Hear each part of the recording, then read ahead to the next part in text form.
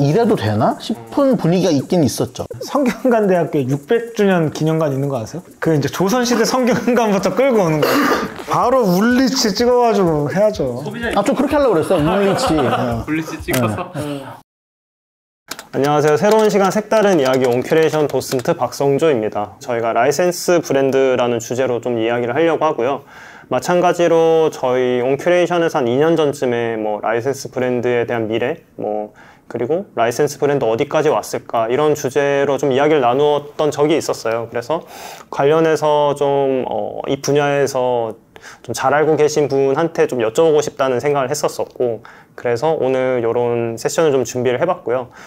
말씀드린 것처럼 온담패설은 패션 산업 내에 이제 말도 많고 탈도 많은 그런 이야기들을 조금 톱파보는 시간이긴 합니다. 마찬가지로 네, 고정 패널이신 윤대리님 나와주셨고요. 안녕하세요. 네, 한번 소개해 주시죠. 저 또 해야 되나? 안녕하세요. 11년차 MD 윤대리라고 합니다. 반갑습니다. 네. 그리고 이제 론님 나와주셨습니다. 안녕하십니까, 론입니다. 네, 이렇게 조촐하게 시작합니다. 론님이 이제 어떤 분인지 잘 모르시는 분들도 있고, 저는 패션 유튜브를 하고 있고, 론나 괜찮나요? 네, 상관없습니다. 소리가 나서. 저는 론나라는 채널을 운영하고 있고, 그리고 라이센스 브랜드에서 디자인 실장을 맡아서 하고 있습니다. 뭐 경력을 얘기를 하셔서, 경력은 내년이면 20년 차. 네. 제가 신입사원, LF 신입사원일 때 론님 LF에 계셨는데 그때 선임 디자이너였습니다. 그때 당시에도 선임 디자이너. 네, 그래서 같은 헤지스 남성이 있었어요. 그때. 그럼 같이 실제로 업무를 하신 적도 있으신 거예요? 근데 제가 그때는 그 수습 기간이어가지고 프로젝트를 진행하다가 이제 다른 팀으로 배정이 받았고, 론님은 이제 거기 북박이셨고. 하늘 같으신. 그래서 잠깐 이렇게 인연이 있었죠, 그때. 네. 저는 엄청 무서운 분이라고 항상 기억하고 있었는데, 또 이제 나중에 시간이 흘러 보니까 엄청 유하시고 존경받는 선배. 무서웠던 적이 없어요. 그때 이제 제가 생신입이어가지고 그냥 다 무서워 보였나. 그냥 그럴 수 있죠. 그래도 덩치가 있으니까 무섭게 보였을 수도 있어요. 어쨌든 뭐 그때 당시에 이제 패션 기업이라고 하면은 지금처럼 이렇게 많이 알려져 있는 시기가 아니다 보니까 더 약간 무서웠을 수도 있을 것 같기도 하네요. 20년이나 되죠. 그렇더라고요. 와, 그러면은 지금까지 밟아온 브랜드가 꽤 많으실 것 같은데. 네. 지금 마침 저기 코오롱 박스가 있어 생각이 나는데, 코오롱 빼고는 큰 회사는 다 다녀본 것 같아요. 제일모직? 삼성물산이랑 LF 다녀봤고, 또 FNF도 있었고, 신성통상도 있었고, 약간 그렇게 여러 브랜드 있고, 지금 K2 코리아 산하에 있는 노르디스크라는 브랜드에서 일을 하고 있는데, 오늘 라이센스 브랜드에서 대해서 말씀을 나누신다고 그래서 약간 말 진짜 잘해야 되겠다라는, 평소와 다르게 약간 부담감을 가지고 왔어요. 약간 뭔가 사형대에 올라와 있는 것 같기도 하고, 전체 라이센스 브랜드를 제가 약간 뭔가 대변해야 되는 느낌? 그런 느낌도 살짝 있습니다. 입장 자체가 제가 그 브랜드에 몸을 담고 있기 때문에 마냥 또 공격을 할 수는, 제가 저 스스로에게 칼을 꽂는 게 돼버리니까 어쩔 수 없이 오늘 약간의 저희 스탠스가 방어적일 수 있다. 미리 말씀드립니다. 네. 라이센스 브랜드 하면은 이제 국내 산업에서 좀 이제 어떻게 보면 97년도부터 해서 이렇게 좀 오랫동안 나름의 그 흐름을 거치면서 이렇게 오고 있는데, 요새 주변에서 들리는 얘기로는 매출이 이제 굉장하게 신장률을 많이 거듭하다가 좀 요새 피로감이 많이 쌓인 것 같다라는 얘기도 주변에서 좀 들려요. 근데 저도 듣기로는 이제 라이센스 브랜드들이 좀 꺾이고 있다, 이런 얘기를 들었는데, 제가 이거 얘기를 들으면서 곰곰이 생각해봤는데 그게 과연 라이센스 브랜드라서 꺾이는 느낌은 아닌 것 같아요. 그렇죠. 라이센스 브랜드들이 아웃도어 브랜드에 좀 집중돼 있었고, 지금 아웃도어 브랜드들 좀 다 빠지지 않아요? 그러니까 아웃도어 브랜드에 대한 피곤이 누적되어 있다는 얘기를 제가 접했을 때는 딱 드는 생각은, 라이센스 브랜드 하면 사실은 모든 카테고리에 다 포진은 해 있는데, 말씀하신 것처럼 아웃도어 카테고리에 좀 많이 있기는 하죠. 순수하게 국내에서 런칭한 브랜드가 몇 개 없을 정도로 라이센스 브랜드가 거의 대부분이긴 한데, 이런 카테고리에서 약간 피로감이 누적되는 거는 실명을 얘기해도 되나요, 브랜드? 그럼 네, 예를 들어 디스커버리라든지 내셔널이라든지 이런 브랜드들이 폭발적인 성장을 이뤘다가 약간 주춤하는 모양새. 이게 라이센스 브랜드에 대한 피로감인지 아니면 그 브랜드 자체가 대중에게 많이 노출이 되고 소비가 되면서 온 브랜드 자체의 생명력이 조금 다하면서 꺾이는 모양새인지 이거는 약간 구분해서 좀 봐야 될 것 같다는 생각이 들어요. 왜냐면 저는 라이센스 브랜드가 목표로 하는 소비자는 우리가 보통 패션 커뮤니티에서 많이 활동하시는 분들과는 좀 다른 소비자군이거든요.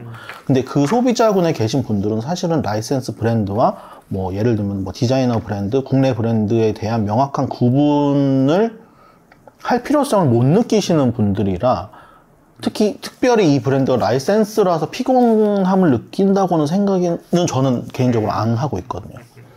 네. 저도 뭔가 뭐 그 라이센스 브랜드들의 고객들이 한참 잘 사다가 알고 보니까 라이센스 브랜드고 나는 진정성을 찾아야겠어 이러면서 이제 소비를 안 하는 느낌은 아닌 것 같거든요. 사실 너무 거의 디스커버리는 9년 넘게 신작만 했던 걸로 알고 있고. 맞아요. 지금도 뭐 주춤할 뿐이지 여전히 업계 2위를 달리고 있는 게 디스커버리고 그 패션 커뮤니티에서 라이센스 브랜드라고 하면은 사실은 그 브랜드에 대한 뭐 진정성을 알아보기도 전에 일단 폄하를 하고 하시는 분들은 애초에 그 브랜드에 대한 소비를 하지 않으셨던 분들이라 사실은 약간 길 건너서 약간 평가만 하시는 거지 그 소비 시장에 직접 뭐 뛰어들었다가 발을 빼셨던 분들이 아니라는 점에서 약간 좀 다른 관점이라고 생각을 하고 있어요. 사실 뭐 이제 그 라이센스 브랜드들을 묶어가지고 뭐 매출이 빠지고 있다. 그래서 원인은 라이센스 브랜드라는 비즈니스 형태가 문제다. 이거는 사실 조금 뭐 귀에 걸면 귀걸이, 코에 걸면 코걸이일 수 있는 거죠. 다른 요인들이 더 많을 텐데. 그리고 요즘 신장하는 브랜드가 있긴 한가요? 지금 그 정도 규모 되는 브랜드 중에 지금 전체 시장 상황으로 보면은 그 라이센스 브랜드가 많이 포진해 있는 아웃도어를 예를 들어서 말씀을 드리면은 아웃도어 전체 시장이 약간 주춤했을 때는 있었죠. 그 코로나 이후에 아웃도어 시장이 급격하게 성장을 했다가 또 대체가 되는 뭐 골프웨어가 잠깐 성장을 한 적도 있었고 또 뭐 스트릿이 중간에 성장한 적도 있었고 이런 약간 다른 파이들이 조금 더 커지면서 아웃도어가 약간 주춤했던 적은 있는데 사실 전체 시장은 그러니까 뭐 대꼬복권은 있어도 이게 뭐라 그러지? 대꼬복권이 있어도 서서히 성장을 해 나가는 게 맞다고 봐요. 그리고 예를 들어서 디스커버리나 내셔널처럼 2위, 3위 하는 이런 브랜드들이 상황이 안 좋다고 해도 다른 아웃도어 브랜드들이 그 빈자를 메꾸고 있다. 이런 상황이라고 보시는 게 맞는 것 같아요. 어떻게 보면은 약간 라이센스 브랜드의 침체기라기보다는 전체 상황을 봤었을 때 뭐 여러 가지 요인들이 있을 수 있다는 건데요. 네. 그리고 타겟 자체도 좀 다를 뿐더러. 근데 약간 그런 거는 느끼는 게 그러니까 디스커버리랑 내셔널이 성공을 했을 때 업계에서도 좀 반응이 약간 당황하는 반응이 좀 있었거든요. 왜냐면은 디스커버리나 내셔널이나 또 중간에 캐주얼에서 또 코닥도 런칭을 했었고 이렇게 성공한 대표적인 라이센스 브랜드들이 다 의류업을 하지 않던 브랜드들이었어요. 예전에는 보통 라이센스 브랜드라고 하면은 뭐 스포츠 리플레이라든지 뭐 예전에 초창기에 라이센스 브랜드로 언급을 하자면 중간에 있던 라이센스 브랜드 코롱도 라이센스 브랜드를 많이 하고 있거든요. 대표적으로 뭐 저기 헬리코튼 있고 이런 브랜드들은 다 외국에서 옷을 하는 브랜드들의 라이센스를 가져다가 국내 시장에 맞게 이제 풀어나가는 그런 형태였는데 옷이랑 전혀 관계없는 뭐 TV 채널이라든지 카메라 브랜드라든지 이런 걸 가져와서 약간 사람들의 인지도만을 가지고 의류를 풀었던 브랜드가 성공을 너무 해버리니까 이게 맞나 싶은 거는 사실 패션계 내에서도 좀 자성의 목소리라고 해야 되나? 이래도 되나? 싶은 분위기가 있긴 있었죠. 근데 이제 시간이 지나면서 회사의 대표님들도 그렇고 이제 디자이너 분들도 웬만하면 라이센스를 가져올 때 뭔가 이제 옷과 관련된 역사를 가지고 있거나 외국에서 의류에 관련된 업을 이미 하고 있는 브랜드라든지 이런 거를 좀 가져오려고 하는 인식이 좀 있는 것 같긴 해요, 요즘에는. 요즘에는. 네, 무턱대고 예를 들면 뭐 디스커버리나 내셔널처럼 또 다른 TV 채널 뭐가 있죠, 뭐 뭐 뉴스 채널이라든지 그런 걸 막 가져오려고 하면은 네, 뭐 그런 거를 가져오려고 하면은 이제 약간 실제 업무를 하는 내부 인원들의 목소리가 약간 조금 연관시켜서 런칭하기가 쉽지 않으니 웬만하면 약간 요런 쪽으로 하면 어떨까 약간 이렇게 제시를 좀 해드리는 그런 느낌이 좀 있습니다. 실제로 그 이후에 나왔던 라이센스 브랜드들이 그런 결들이 좀 있었잖아요. 맞아요. 피파라든가. 맞아요. 그리고 뭐 그 빌보드. 뭐 이런 것들이 있었는데 그 전보다는 큰 성공들은 못하는 것 같고 뭐 제가 숫자를 까본 건 아니지만 그 국내에서 활동하시는 그 라이센시들이 그런 라이센스 브랜드들을 회사에 보통 가져오셔서 이렇게 소개를 하세요. 영업을 하세요. 그 이런 브랜드들이 이제 라이센스 시장에 나와 있는데 회사에서 뭐 이렇게 구입을 해서 브랜드를 전개해보면 어떻겠냐라고 이제 하는데 뭐 그런 브랜드들을 저 이미 런칭하기 전에 미리 접했었죠. 근데 뭐 별의별 브랜드들이 다 있어요. 뭐 우체국도 있고 예, 뭐 음식점도 있고. 그것도 있잖아요. 런던 서브웨이 그거. 네, 맞아요. 한섬에서는 네, 런던 언더그라운드. 네. 근데 또 그거 지금 생각해보니까 옛날에 브랜드 전개를 했던 거를 갖고 오면 그 이미지가 묻어서 아예 새로운 거 갖고 오나 싶기도 하네요. 지금 생각해보면. 만약에 누군가 퀵실버를 라이센스를 해. 퀵실버 하면 서퍼 브랜드라는 인식이 어쨌든 있잖아요. 그 구글에 치면 나오는 것들이 있으니까. 그죠, 빌라봉이나. 근데 그런 것도 이제 뒤집기보다는 아예 뜬금없는 걸 갖고 와서 만들어보자. 뭐 차라리 그런 게 나을 수 있다는 생각이 들어서 그렇게 한 것 같은데, 사실 이제 론님이 말씀하신 것처럼 뭐 근본이냐 안 근본이냐 떠나서 조금 이상한 게 이질감이 드는 게 있죠, 분명히.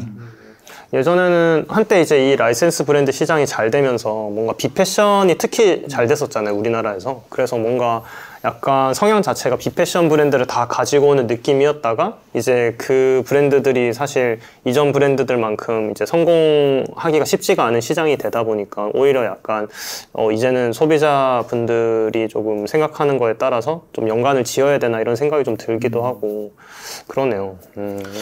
근데 뭔가 디스커버리나 내셔널 지오그래피 이거는 어쨌든 좀 탐험 이런 이미지가 있으니까 그 아웃도어 옷이랑 좀 붙었던 것 같은데 좀 아예 뜬금 뭐 페남 이런 거는 좀 저는 조금 저도 좀 이해가 안 갔던.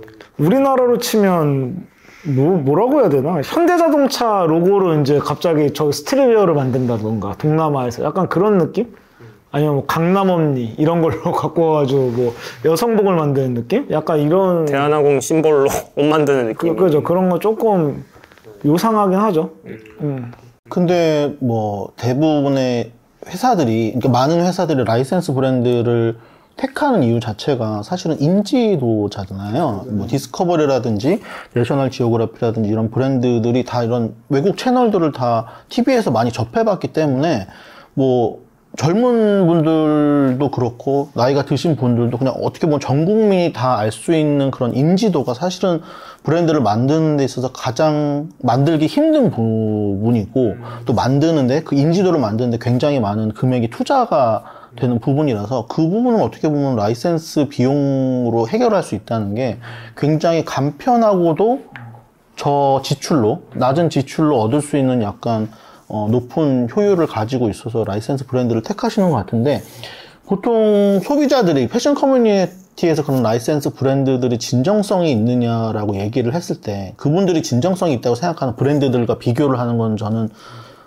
브랜드의 어떤 카테고리가 맞지 않아서 카테고리가 맞지 않다는 거는 브랜드에서 나오는 제품의 성격도 다르지만 그들이 목표로 하고 있는 소비자도 다르기 때문에 이거를 같이 비교를 해서는 안 된다고 생각을 하고 예를 들어서 아웃도어 안에서 브랜드들끼리 비교를 하자면 라이센스 브랜드들이 있고 고유의 브랜드들이 있어요. 여기서 고유의 브랜드들이라고 하면은 뭐 K2가 있을 수 있고 그리고 네파 뭐 블랙약 그 정도가 있을 수 있겠죠. 나머지 브랜드들은 거의 다 라이센스라고 보시면 되고 이 브랜드들과 이 브랜드를 비교를 했을 때 뭐 누가 진정성이 있느냐를 어떻게 비교를 할 수 있냐는 거죠. 저는 그들이 옷을 대하는 태도에 있어서 다름이 있느냐 아니면 옷을 만드는 기술에 있어서 차별성이 있느냐 이런 걸 놓고 봤을 때는 사실은 같은 같은 레벨이다. 수준이라고 하면 좀 그렇고 같은 레벨이다라고 저는 생각을 하거든요. 그럼 아까 말씀해주신 것 중에 조금 궁금했었던 게 그 IP를 산다라는 측면에서 아까 이렇게 세일즈를 하러 오신다라고 이제 말씀해주셨잖아요.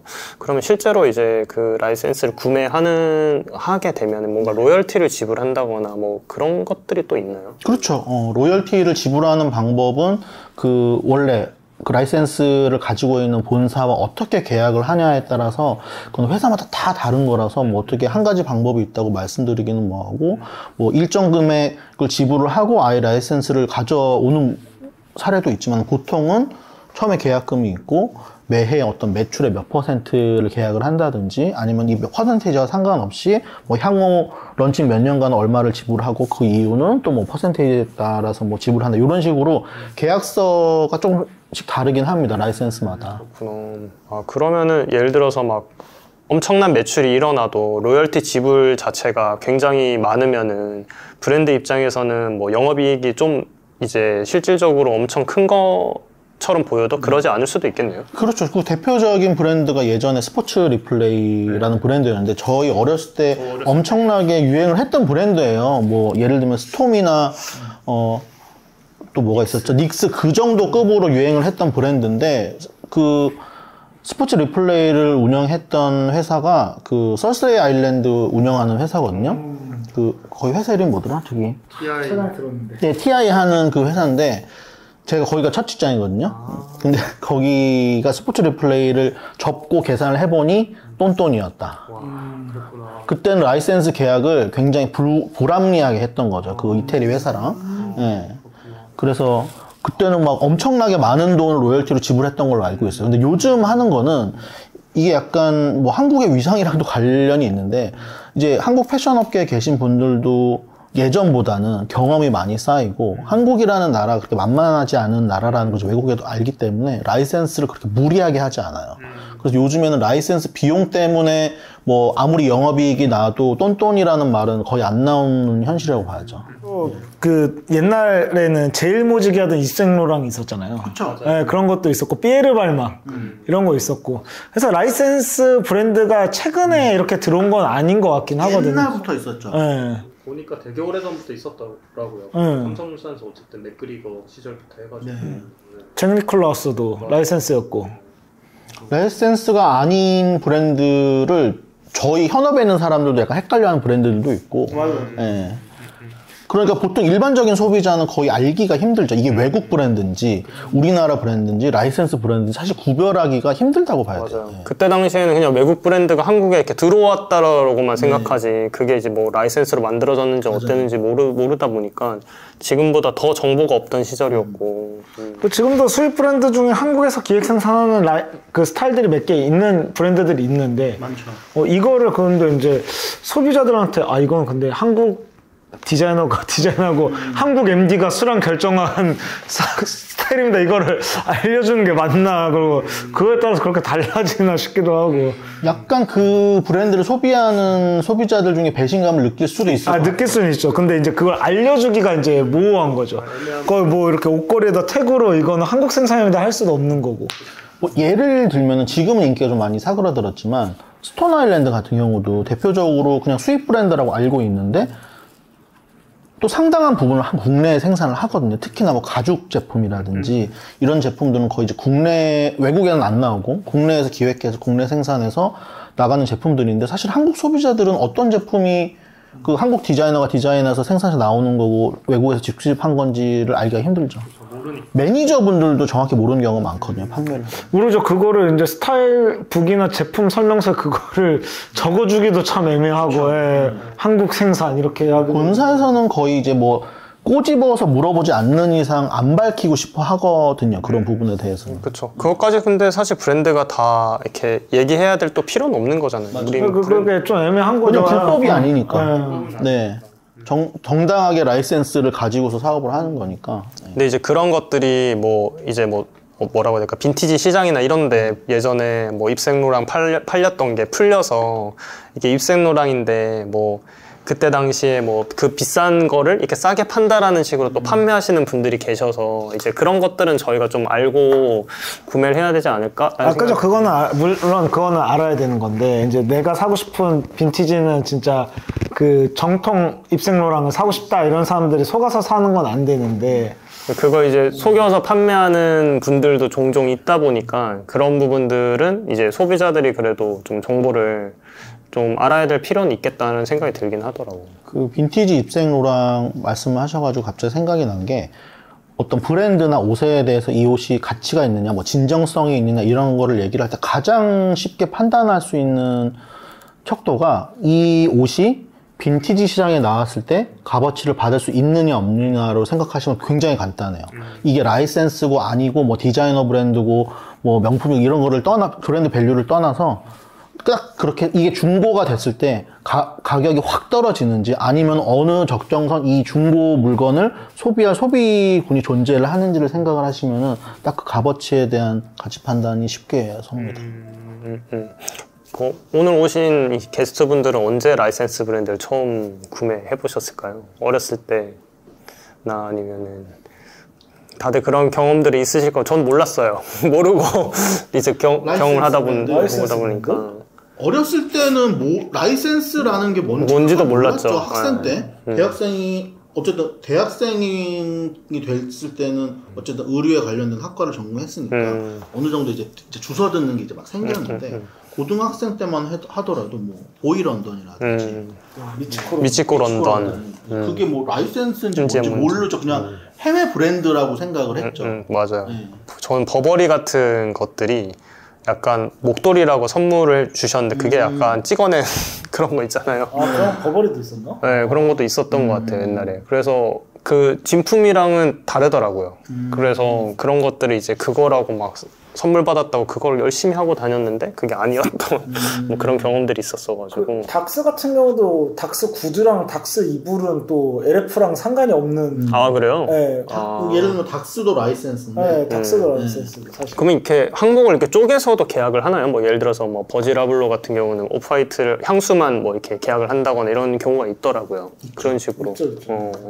그 IP를 그렇게 쪼개서도 이렇게 다 판매를 하는 거예요? 그러니까 닥스 구두 있잖아요. 네, 그거는 LF에서 하는 게 아니에요. 그렇구나. 그래서 이제 저도 친구들 연락 와서 닥스 구두 사는데 좋더라 이러면 저는 해줄 얘기가 없는 거죠. 우리 회사에서 수입하는 거 아니니까 뭐. 수입이 아니고 그것도 라이센스. 라이센스니까. 네. 근데 이제 뭐 그런 닥스 같은 데는 물론 이제 본사에다가 디자인 컨펌이나 이런 거 받긴 하거든요. 그러면 라이센스 브랜드 같은 경우는 본사랑 이렇게 뭐라고 해야 될까? 밀접하게 얘기를 해서 디자인에 대한 컨펌도 조금 그런 게 있나요? 근데 약간 노르디스크나 닥스는 좀 다른 경우 같긴 해. 닥스는 이제 그 본사에서 컬렉션을 하고 실제로 거기도 CD가 있고 옷을 하니까 이제 그 공통성을 위해서 컨펌을 받는 건데 이제 의료를 전개 안 하는 브랜드의 라이센스는 좀 형태가 다를 것 같아요. 그것도 브랜드마다 다르다고 보시면 될 것 같고요. 애초에 그것도 어떻게 계약을 하냐에 따라 달라요. 본사의 의지가 죽어도 라이센스를 가져가는 곳에서도 디자인이나 퀄리티 컨펌을 본사한테 받아야 된다라는 브랜드들이 있고 그거를 좀 유연하게 현지 사정에 맞춰서 그런 거 없이 그냥 현지에서 알아서 하게 하는 브랜드들도 있고 그렇습니다. 근데 예전에는 그런 해외 브랜드들이 한국의 어떤 패션 능력, 디자인하는 능력에 대해서 불신이 굉장히 높았어요. 옛날에는. 네, 그래서 예전에는 무조건 외국에서 컨펌을 다 받아야 되는 시스템이 많았거든요.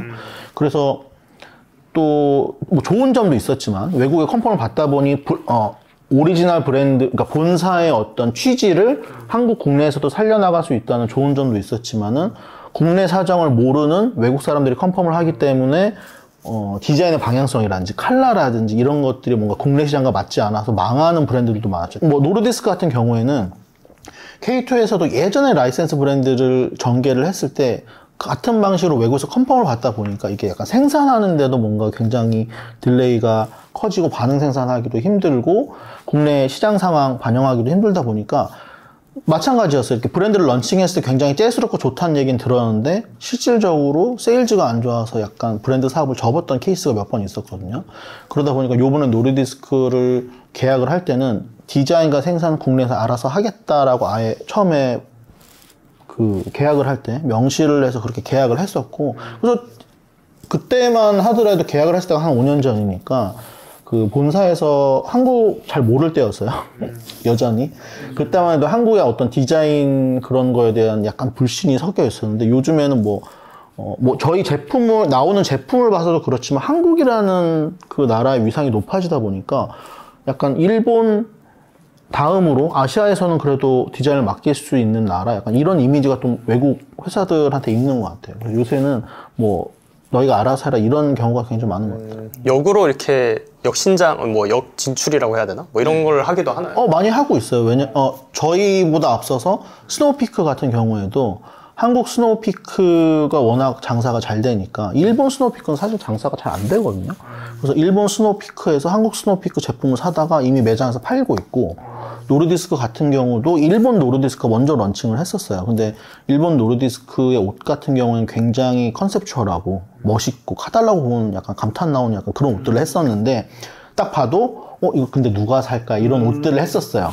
근데 결국에는 이제 일본도 저희 런칭하고 한 뭐 2년 정도 이렇게 교류를 계속 컨벤션 왔다 갔다 하면서 교류를 하다가 일본 의류사업 아예 접고 한국 옷을 지금 수입해서 팔고 있어요. 아, 그래요? 역으로? 네. 와.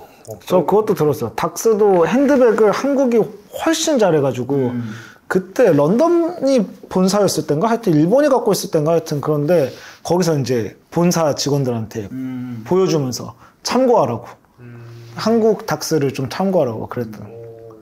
우리나라의 위상이. 근데 한국이 시장성이 더 좋은 것 같긴 해요. 제품들이. 그 일본, 우리가 패션 대국이라고 얘기를 하는 일본 같은 경우에도 결국에는 예를 들면 이런 아웃도어 브랜드들을 소비하는 소비자들의 어떤 성향은 비슷하거든요. 너무 디자인스럽다거나 그런 컨셉추얼한 거가 상관이 없고, 브랜드의 뭐 인지도라든지 얼마나 뭐 오래 입을 수 있고 뭐 활용도가 좋은지 이런 실용적인 것들이 더 주를 이루기 때문에 요새는 한국에서 디자인하는 어떤 성격의 상품들이 그런 데서도 더 잘 먹히는 것 같아요. 한국처럼 전략적으로 상품 기획을 하는 나라가 있을까 싶어요. MD라는 것도 항상 이거 외국인한테 내 직업을 뭐라고 설명해야 되는지 저는 사실 모르겠거든요. 상품 기획이라는 거를 이제 분석해서 하는 나라가 있을까 싶어요. 그만큼 우리는 상품성을 좋게 만들어서 잘 판매하는 나라인 거네요. 그렇죠. 제가 말했잖아요. 외국 무슨 뭐 이태리 브랜드 누가 와가지고, 아니 이태리는 50년, 60년대에도 100억을 못 넘는 브랜드들 수두룩한데 니네 어떻게 런칭 1년 만에 100억을 넘냐고. 근데 이거를 재고를 150억어치 만든다고 매출이 100억 찍히는 게 아니잖아요. 그쵸. 팔릴 만한 재고를 100억어치 만드니까 100억이 나오는 거잖아요. 근데 그런 면에서는 좀 제일 과학적인 것 같아요. 우리나라의 약간 특수한 상황일 수도 있겠네요. 이게 뭐 시장 자체가 조금, 저는 약간 좁은 것 같기도 하고, 그런 부분에서 너무 제품 디자인 이런 것들을 다 볼 수 있는 인프라가 잘 돼 있다고 해야 되나? 뭐 그런 것들도 한몫하는 것 같기도 하고, 어딜 가든 사이트 들어가면 모든 디자인을 빠르게 또 잘 볼 수 있는 나라가 우리나라이지 않나라는 생각이 들기도 하네요. 그렇죠. 여러 가지 이점이 있죠. 말씀하신 것처럼 시장이 좀 좁아서 시장 리서치를 하기도 그 시험군 자체가 굉장히 작고 숫자가, 그리고 온라인도 굉장히 잘 돼 있어서 손쉽고, 그리고 또 우리나라 패션이 발전할 수밖에 없었던 이유가 소비자들이 너무 뭐라 그래야지, 까다로워요. 굉장히. 그래서 뭐 다른 뭐 화장품 산업이나 이런 데서 많이 들어보셨겠지만 패션에서도 소비자들이 워낙 까다롭기 때문에 그 까다로운 니즈를 다 맞추기 위해서 이제 공급하는 사람들도 계속 상품을 시킬 수밖에 없기 때문에, 우리나라 같은 가격대의 상품군을 놓고 본다면 우리나라가 현재 더 잘하는 것들이 굉장히 많다고 저는 생각이 들어요. 또 실제로 국내에서 잘 만든 이제 라이센스 브랜드가 또 해외로 이렇게 역수출되고 있는 것도 잘 몰랐었던 것 같은데, 뭐 아는 분 통해서 들었는데 이게 맞는지는 모르겠는데, 리 같은 경우가 국내에서 되게 잘 돼서 오히려 그 본사 친구들이 너네 거 너무 잘 되니까 좀 가져가겠다라는 식으로도 좀 얘기를 했었나 봐요. 리도 충분히 그럴 수 있죠. 아, 맞아. 리가 있었구나. 리 같은 경우에도 물론 역사가 깊은, 어떻게 보면 패션 커뮤니티의 있으신 분들이 볼 때는 진정성 있는 브랜드지만 해외에서는 리는 패션이랑은 좀 약간 동떨어진 브랜드거든요. 리바이스랑 약간 비슷하게 그냥 뭐 대형마트에 가면은 싸게 살 수 있는 그런 노동자들이 입는 그런 카테고리의 약간 데님 브랜드인데 패션이랑은 좀 다르게 그런 분들이 봤을 때는 한국에서의 어떤 이런 약간 굉장히 패셔너블한 형태의 브랜드 전개가 굉장히 생소하실 거예요. 그래서 그런 역수출도 충분히 가능하다고 생각이 듭니다. 실제로도 그렇게 아까 말씀해주신 노르디스크도 그렇고 역수출하는 경우가 많군요. 꽤. 정말 최근의 일이기는 해요. 근 한 5년 안에 벌어진 일인데 한국의 이미지가 굉장히 높아져서 지금 한국 패션에 대한 관심이 높아지다 보니까 그런 역수출, 그러니까 자기네들이 라이센스를 줬던 브랜드에서 역으로 사가는 거에 대한 큰 거부감이 없더라고요. 한국에서 만들고 한국 사람이 디자인했다는 걸 알리고 팔기를 원해요. 아, 오히려. 약간 그것도 케이팝의 영향이 있을 것 크죠. 크죠. 그리고 그 리가 이제 엔지니어 더 가먼츠랑 콜라보했던 것도 전 얘기 들었었는데 거기 이제 그 이직하신 분한테 들었는데 그 다이키 스즈키 상이 아예 개의치 않았대요. 한국 뭐 어쨌든 그 모델들을 사용할 수 있으면 상관없다. 근데 이제 그렇게 이제 다이키 스즈키 같은 사람도 개의치 않아 하는데 너무 우리나라의 매니아들은 물론 이제 뭐 한국 리의 옷들을 입을 수는 없겠죠. 그런 거 좋아하시는 분이. 근데 보면 요즘 그런 그 오리지널 라인들이 있어요. 그 복학하는 라인, LVC 같은. 근데 그런 것마저 그거는 막 진짜 리가 아니야 이렇게 하는 거는 과연 그게 이제 건전한 태도인가는 생각을 해봐야 되지 않는가. 조금 편협할 수 있는 부분이긴 한 것 같네요. 그럼. 예전에 나왔던 그런 라이센스 브랜드들, 예를 들면 리나 마리떼처럼 기존에 단단한 어떤 브랜드의 이미지가 있고 대표 상품들도 존재하고 이런 브랜드들의 라이센스 브랜드를 한 곳에 전개하는 방식이 패션을 좋아하시는 분들 입장에서 봤을 때 좀 아쉬웠던 건 사실이에요. 일본에 비해서. 같은 일본도 라이센스 브랜드를 굉장히 많이 전개를 하고 있는 나라인데 일본의 디자이너들의 능력보다 한국 디자이너들의 능력이 좀 떨어졌던 것도 사실입니다. 그래서 그런 진정성이 없다는 말을 함에 있어서 약간 반박할 여지가 없었는데 요즘에 있어서는 한국 디자이너들의 역량이 굉장히 많이 올라왔어요. 지금 라이센스 브랜드를 소비하는 젊은 층들은 진짜 핀터레스트에서 나온 듯한 예쁜 거, 그 케이팝 가수들이 입을 것 같은 화려한 옷 이런 거에 대한 수요가 있고 그런 걸 열어줘서 좀 더 잘 되는 것 같긴 해요.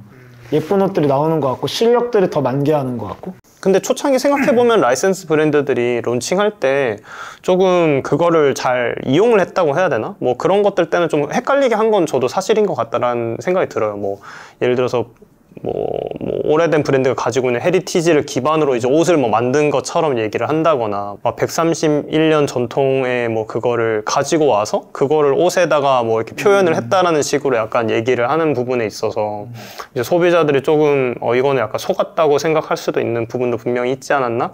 라는 생각이 들기도 해요. 그런 게 결국은 역풍이 부는 것 같긴 해요. 그 약간은 웃자고 하는 얘기지만 성균관대학교에 600주년 기념관 있는 거 아세요? 600주년? 그 이제 조선시대 성균관부터 끌고 오는 거예요. 참고로 제가 성대 출신입니다. 그러니까 이런 게 이제 사실 학교를 다닌 사람도 공감이 안 되는 거죠. 무슨 브랜딩인지 잘 모르겠는 거죠. 마찬가지죠. 그런 브랜드들이 그거를 갖고 와서 플레이하는 게 과연 진짜 소비자들한테 진정성 있게 다가갈까? 라고 할 때는 분명히 아니지만 어떤 의사결정에서 그게 결정된지 모르겠지만 역풍이 부는 거죠. 그러니까 좀 웃기긴 하죠. 2015년도에 라이센스 사서 론칭을 했는데 갑자기 131년이라는 전통을 가지고 오는 것에 대해서는 이제 조금 소비자들 의아하는 부분이기도 하고, 그 부분은 어떻게 보면은 소비자를 나쁘게 보면 속이고 기만하는 부분이라고 볼 수도 있는데, 예를 들자면은 뭐 일본에서 전개하고 있는 라이센스 브랜드 중에서 미국의 오래된 전통 있는 아웃도어 브랜드들 있잖아요. 뭐 필슨이라든지 뭐 울리치라든지 뭐 LL빈이라든지 이런 브랜드들은 실제로 그 당시부터 옷을 만들기 시작했으니까 뭐 신스 몇 그런 거를 쓸 수가 있고 할 수 있지만은 결국엔 저는 이것도 뭐 예를 들면 100년 전부터 런칭한 그 브랜드의 기술력, 100년 전의 기술이라는 게 현대에 와서 보면은 뭐 그리 대단한 거겠어요. 이 100년 전부터 이어온 이 기술보다 최근 10년 안에 개발되고 개발된 원단과 개발된 기술을 사용해서 요즘 제품을 만드는 게 더 뛰어나단 말이죠. 지금은 퀄리티에 있어서는 사실은 100년 된 브랜드나 5년 전에 런칭한 브랜드나 같다고 보시면 돼요. 그 100년에 걸친 장인 정신을 뭐 투여할 만한 그런 크래프트맨십이 들어갈 만한 제품들이 아니기 때문에. 그리고 사실은 이런 그런 오래된 브랜드들조차 이 신스 몇 년을 쓰는 거는 다 어떻게 보면 이미지 소구라고 보시면 될 것 같아요. 그런 건 공통적으로. 브랜딩의 차원에 더 가깝죠. 그렇죠. 브랜딩의 차원이죠. 그건. 그리고 이제 일본의 필슨이나 LM빈 이런 거는 사실 이제 그 브랜드들의 그런 옛날 아카이브를 많이 차용하잖아요. 근데 이제 한국의 라이센스 브랜드들은 그런 걸 아예 안 하는데, 그러니까 좀 더 뭔가 조롱의 대상이 되고 역풍이 부는 거죠. 그러니까 일본 LM빈의 그 마스터가 어떤 사람인지 저는 사실 모르지만, 그냥 나오는 거 보면 사실 미국 LM빈이랑 비슷하게 나오잖아요, 진짜로. 그리고 실제로 매출이 그렇게 크지 않겠죠. 그런데 그러니까 이제 뭐 정신을 갖고 왔다던가 뭐 그런 게 말이 될 텐데, 이제 뭐 전혀 다른 막 로고 플레이가 찍혀있는 귀여운 후디티를 파는데 막 미국에 막 그 정신을 갖고 왔다 이러면 이제 인지부조화가 생기고, 이런 거는 솔직히 되게 올드한 마케팅인데 이제 뭐 어떻게 의사결정이 되는지 뭐 저는 대충 알 것 같긴 한데, 뭐 그런 거죠. 그러니까 젊은 소비자들한테는 좀 이상한 의사결정인 거죠, 사실. 아저씨들의 의사결정이. 저는 LL빈 말씀하셨으니까 LL빈에서 재팬 라인이 따로 나오는데 LL빈에서 나오는 재팬 라인들조차도 기존의 LL빈에서 나왔던 모델들에서 뭐 사이즈를 조금 아시안 핏에 맞추고 컬러를 좀 더 일본인들이 좋아할 만한 좀 약간 화사한 컬러를 넣고 약간 이렇게 해서 나온단 말이에요. 그렇게 약간 스테디 모델에 대한 아카이브가 있는 모델에 대해서 약간씩의 변주, 그런 소재나 컬러 변주만 주면서 제품을 생산하는 거에 대한 어떤 소비력이 일본이나 뭐 미국은 약간 보수적이라서 그게 가능한 것 같고, 일본은 약간 그 뭐라 그래, 옛것에 대한 그 집착이 있어서 그 소비를 해주는 것 같은데, 우리나라에서는 그 방식이 미래는 어떨지 몰라도 아직까지는 어린 반푼어치도 없어요. 예를 들면 그런 브랜드의 진정성을 위해서 브랜드가 아카이브를 구축해 나가고 이 한 가지 스테디셀러 모델을 계속해서 10년, 20년 만약에 매장에서 발매를 한다? 그럼 우리 한국 소비자들은 일 안 하네? 이럴 거예요. 새롭지 않네. 그래서 매장에서 항상 판매를 하시는 분들이나 소비자들이 원하는 거는 새로운 모델이에요. 새로운 디자인. 그만큼 어떤 테이스트들이나 트렌드가 굉장히 빨리 변하는 시장이고, 그런 걸 원하는 사람들이고 하다 보니까 약간 패션 커뮤니티에서 얘기하는 아카이브를 쌓고 진정성을 구축을 하는 게 한국 시장에서 굉장히 힘든. 그리고 그분들은 그렇게 진정성 있게 브랜드 만들어도 한국에서 만들었다고 하는 순간 안 사실 것 같은데 왜 그거를 요구하는지 잘 모르겠어요. 약간 나름의 한편으로 그런 생각도 있을 것 같긴 해요. 약간 뭐랄까, 너무 브랜드가 그렇게 빨리 가니까 그래도 나도 대한민국 사람이고 나도 브랜드 좋아하는 사람인데 그래도 이런 브랜드가 하나 정도는 있으면 좋지 않을까? 뭐 이 정도의 생각 아닐까요? 있으면 좋죠. 말씀하신 것처럼 한국의 그런 진정성을 유지해 나가는 브랜드가 있으면 좋죠. 근데 그거 약간 저는 소비자 입장에서 굉장히 편하게 얘기를 하는 것 같고, 일본 디자이너만 잘해서 일본 패션 시장이 큰 게 아니거든요. 일본이라는 나라가 크면서 일본 디자이너들도 외국에서 인정받기 시작했고, 또 그거를 또 일본 소비자들이 같이 소비를 해주면서 이게 시너지가 이루어지면서 약간 그런 브랜드들이 생겨난 건데, 한국에는 이제 막 그런 태동을 하는 시기인 거예요. 그래서 아마 지금 탄생하는 브랜드들이 10년, 20년 후에는 그렇게 약간 진정성 있게 뭔가 10년, 20년 끌고 나가는 그 브랜드만의 색깔을 가지고 아카이브를 구축해 나가는 브랜드들이 20년 후에는 있을 수 있어요. 그렇죠. 네. 뭐 대표적으로 전 잘하는 브랜드가 그 이스트로그 정도라고 생각을 하는데, 국내에서 그런 브랜드들이 이제 더 많아질 수 있을 것 같긴 해요. 전 또 그 생각도 하는 게, 그 패션 커뮤니티에서 계신 분들이 진정성 있는 한국 브랜드들을 거론할 때 뭐 거론되는 그런 디자이너 브랜드들이 있어요. 그런 브랜드들에서 생산되는 옷을 놓고 옷이랑 흔히들 폄하하는 라이센스 브랜드 생산하는 옷을 이렇게 놓고 봤을 때 퀄리티로만 보자면 어디가 더 좋을까 비교를 하면은 이쪽이 더 좋을 가능성은 많지 않거든요. 이거는 소수의 사람이, 경험 적은 소수의 사람이 열정과 이제 아이디어만 가지고 접근하는 옷이고, 이 대기업에서 생산하는 라이센스 브랜드는 수많은 사람들이 달려들어서 더 오랜 시간 축적된 노하우를 가지고 만들어낸 옷이기 때문에 사실 퀄리티로 보면은, 품질로 보면은 이쪽 대기업 옷이 더 좋을 수 있단 말이에요. 라이센스 나온 옷이. 그렇게 봤을 때는 소비자 입장에서 옷이라는 소비자를 생각했을 때 정말 진정성은 어디에 무게를 두어야 되느냐라고 생각을 했을 때 그 가치 판단의 기준이 옷이라는 소비자에 놓을 건지 아니면 옷을 생산하는 사람의 어떤 진정성이나 아이디어에 놓을 건지, 이거는 소비자 성향에 따라서 달라지는 거라고 생각이 돼요. 절대적이지 않고. 사람마다 다 다르죠. 나는 뭐 만듦새만 추구하겠다라고 하면 사실 잘못 알고 계신 걸 수도 있어. 디자이너 브랜드가 무작정 좋다라고 할 수가 또 없는 게 대기업의 QC를 맞아요. 근데 그 QC는 진짜 뭐 옷을 보면 또 알잖아요. 또 그런 부분에서는. 만약에 그런 디자이너 브랜드가 진짜 극한의 퀄리티를 내려면 소량으로 만들어야 되고, 진짜 아뜰리에 같은 데서 만들어야 되고, 그럼 가격이 진짜 미친 듯이 비싸고 스타일수가 일단 적어야 돼요.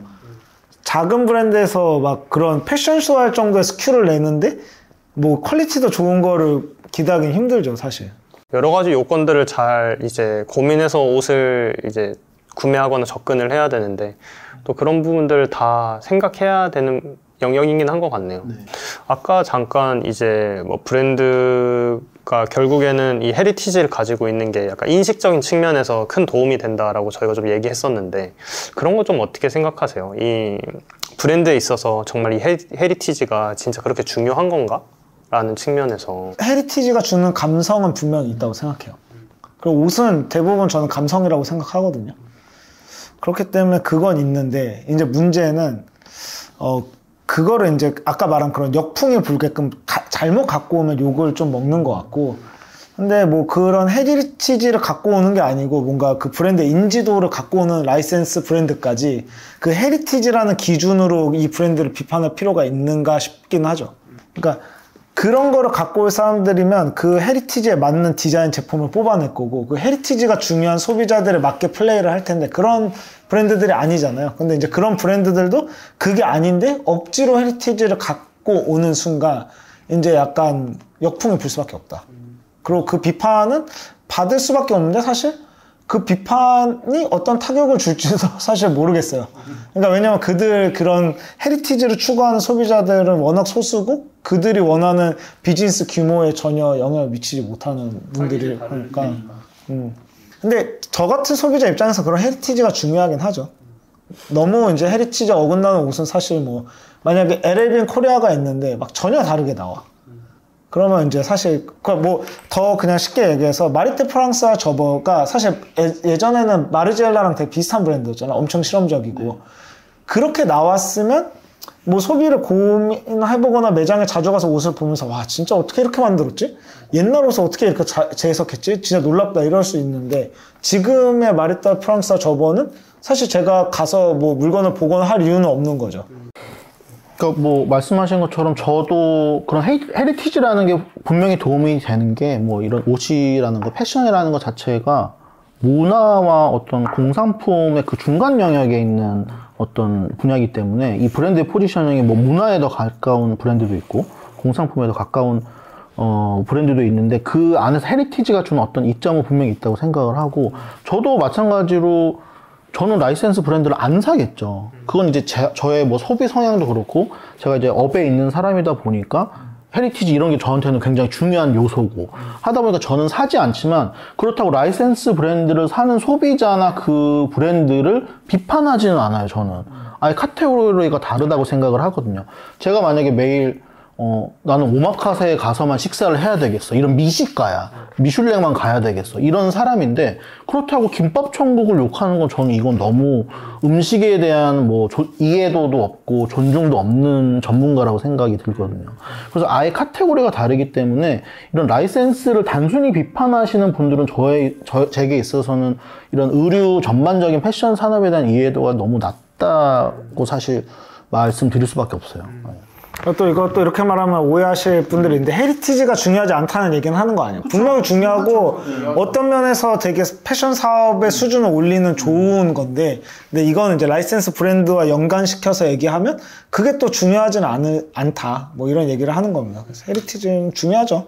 헤리티지 말씀하시니까 그런 국내 라이센스 브랜드에 대해서 비판을 하시거나 안타까워하시는 분들이 가장 이제 안타까워하시는 부분들이 브랜드의 어떤 휘발성, 그런 헤리티지를 쌓아가려고 노력하지 않고 그냥 이미지 소비를 한다거나 브랜드 잠깐 띄워서 돈 벌고 턴다, 약간 이런 생명이 짧은 거에 대한 어떤 우려를 하시는 것 같아요. 그리고 한국 패션 시장이 전반적으로 이렇게 뭐 브랜드의 생명력이 10년 이상 가기 힘들고 이런 형태가 맞는 건지에 대한 우려를 좀 많이 해주시는 것 같은데, 그런 형태는 앞으로 바뀔 거라고 생각이 들어요. 네.